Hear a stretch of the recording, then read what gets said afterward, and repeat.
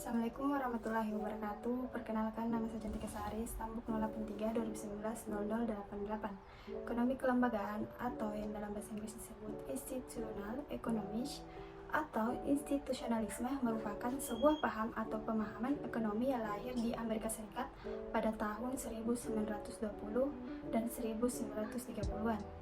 Pemahaman ini memandang ekonomi kelembagaan sebagai perluasan sekaligus upaya perlawanan dari dan terhadap ilmu ekonomi non-klasik.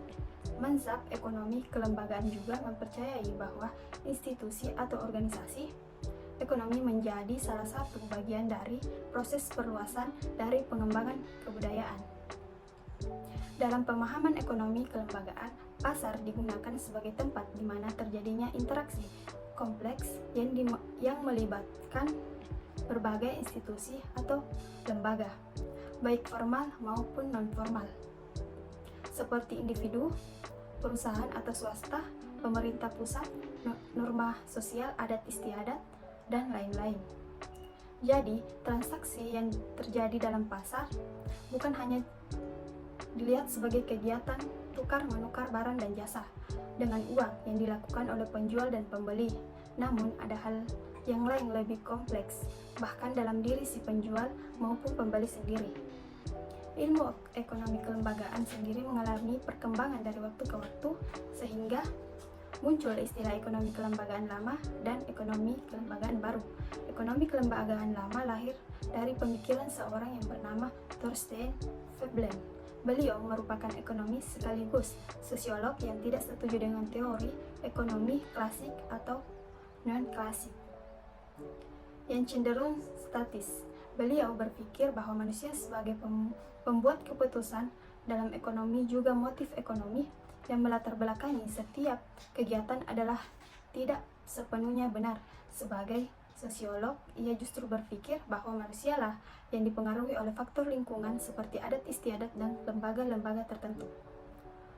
Veblen juga tidak menyetujui asumsi dasar ekonomi klasik atau non-klasik yang menyatakan bahwa setiap aktivitas manusia didasarkan atas perhitungan rasional untung ruginya. Manusia selalu mendahulukan kepentingan sendiri. Adanya persaingan akan dapat meningkatkan efisiensi. Selain itu, Veblen juga memberikan kritik terhadap asumsi dasar teori tersebut. Sebenarnya memang benar jika manusia merupakan makhluk rasional, namun yang tidak diperhitungkan oleh teori ekonomi klasik atau non-klasik adalah bahwa manusia juga makhluk emosional yang memiliki perasaan, selera, nilai, dan kecenderungan insting yang sudah terikat dengan budaya. Emosi atau perasaan yang dimiliki rupanya dapat mempengaruhi perilaku manusia dalam melakukan transaksi ekonomi, sehingga terkadang aksi yang mereka lakukan tidak terhitung rasional. Sebelum transaksi terjadi, biasanya pelaku ekonomi atau manusia dihadapkan pada pilihan-pilihan ekonomi. Pilihan-pilihan ini rupanya juga dipengaruhi oleh faktor lingkungan, fisik, dan teknologi. Faktor seperti lingkungan ini dapat digolongkan ke dalam faktor sosial, dan rupanya hal-hal tersebut sosial, sejarah, dan kelembagaan menjadi komponen yang takkan terlepas dari dunia ekonomi, dan karena sosial dan kelembagaan sifatnya tidak statis, maka keadaan perekonomian pun tidak mungkin selamanya sama, pasti mengalami perubahan-perubahan yang dengan kata lain dapat kita sebut dinamis. Seperti yang telah dijelaskan, bahwa keadaan sosial merupakan salah satu faktor yang mempengaruhi perekonomian. Perkembangan dari dunia ekonomi juga selalu mendapat pengaruh dari keadaan sosial, diikuti dengan kelembagaan yang melingkupinya. Keadaan sosial dan kelembagaan atau institusi tertentu ternyata selalu dapat mengondisikan perkembangan perekonomian, baik secara langsung maupun tidak langsung.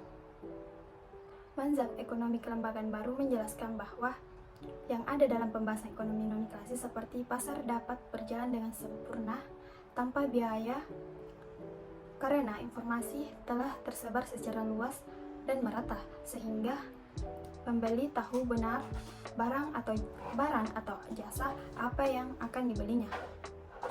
Bersaing berjalan dengan sempurna sehingga produsen barang atau jasa dapat menekan harga barang atau jasa yang diperjualbelikan.